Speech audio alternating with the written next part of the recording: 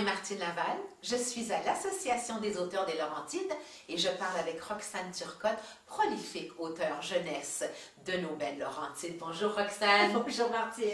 Dis-moi Roxane, toute cette pandémie, quel impact a-t-elle eu sur ta vie d'écrivaine?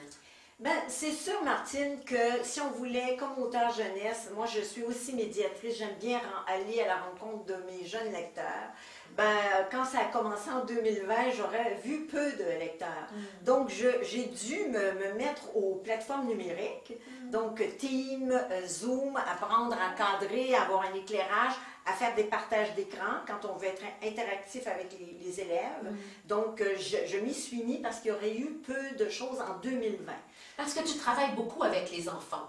Oui. Tu travailles beaucoup avec les enfants et comme vous n'étiez plus en présentiel, oui. Tu faisais donc des capsules qui étaient diffusées vers les enfants oui, tout à qui fait. tu voulais t'adresser. Je te donne un exemple. Le service, c'est plus comme son scolaire, hein, c'est le centre de service scolaire de Rouyn-Noranda, m'avait invité pour aller faire une tournée scolaire des écoles en présence. Mais comme il y a eu la pandémie, eh ben, ils m'ont dit, Madame Turcotte, on va le faire sur plateforme. Donc moi j'ai fait, appelait-il? Oui, plateforme numérique. Bon, donc j'ai dû m'y mettre et puis j'avoue que ça s'est bien passé. Ça a pu être interactif, les enfants. L'idée, quand j'interviens en médiation, c'est de donner la piqûre aux enfants pour la lecture. Et ça a marché. Ah, oui. Et un avantage, c'est que il y a des écoles qui sont très éloignées. Alors même quand les services scolaires organisent, disons, un salon du livre dans une des écoles, peu importe, il y a des écoles qui ne viennent jamais. Alors là, j'ai pu aller à leur rencontre. Ah, oui. L'école ne venant pas, toi, tu es allé à leur rencontre. Le numérique. Toujours par le numérique, oui, donc ça va partout.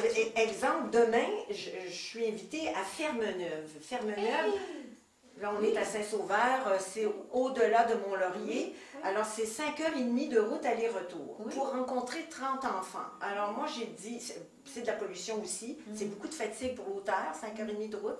Donc, j'ai proposé à l'organisatrice de faire une rencontre sur plateforme avec les enfants. Ben oui. Sinon, j'y serais pas allée. Donc, le numérique va me permettre de rencontrer les enfants.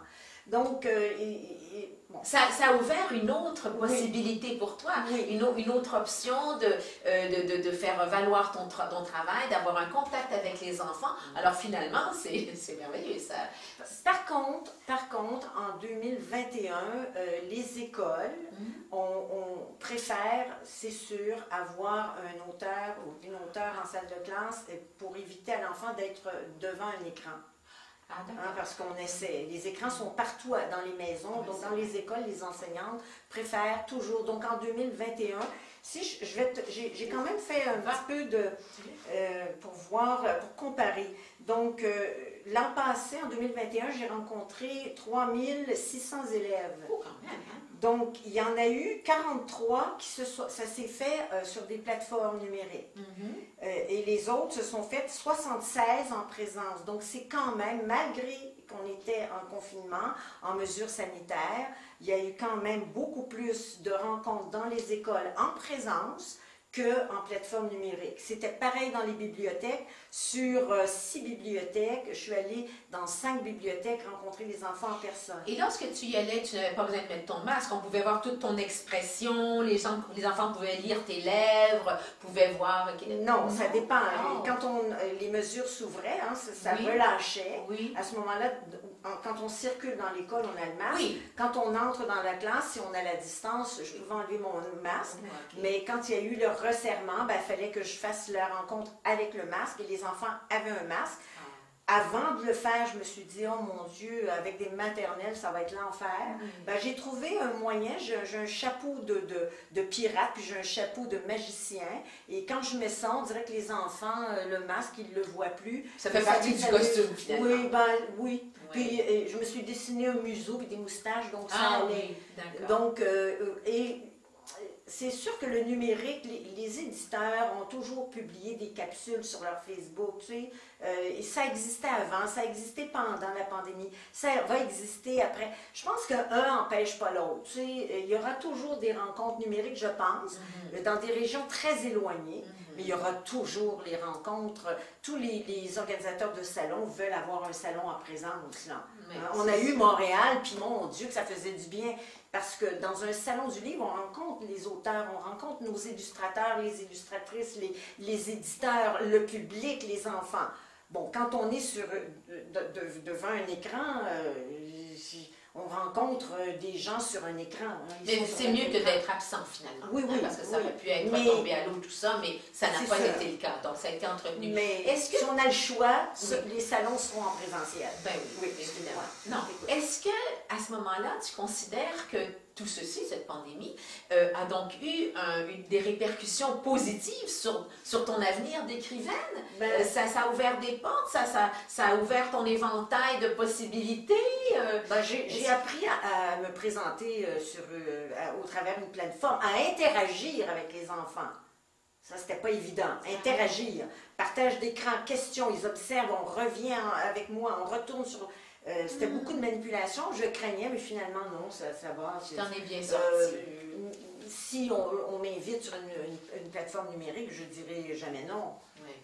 Et alors, quels sont ces projets que tu entrevois pour, une fois que la pandémie sera derrière nous, quels sont les projets que tu espères concrétiser, justement? En 2022. Oui, en 2022, oui. Par exemple, en 2022, là, j'ai un album qui sort demain en librairie, Petit Mouton, dans la maison. Au mois de mai, j'ai l'album sur l'éloge de la lenteur. Oh! Oui, Le Sablier de Pépigeot. Ensuite, à l'automne, il y a le 4e titre des enquêtes d'Esther Eben. Oui! Et Disparition à Mont-Tremblant. Oh là là, donc, je pense bien faire un lancement. Bon, déjà, j'ai la librairie Le Sentier, qui est une nouvelle librairie à Sainte-Adèle. Jeunesse, avec des libraires formidables. Donc, elles m'ont réservé l'album Pépigeot pour un lancement. Et je ferai certainement un lancement à Tremblant pour Disparition à Mont-Tremblant, chez Carpe Diem, les libraires, nos formidables libraires de Tremblant. C'est sûr qu'au printemps, il y a le Salon du livre de Québec qui va être en présence. Oh! Là, je viens de faire le Salon du livre de l'Outaouais en numérique. Ah, OK. Là, ça va être en présence. Et puis, je m'en vais aux Grandes Bergeronnes, au festival Festilivre des Jardins. Ça, c'est en présence. Et ça sera quand, ça? Le Salon du livre de Québec, c'est mi-avril et les Grandes Bergeronnes, c'est fin avril. Après ça, je m'en vais en France, participer à des petits salons régionaux.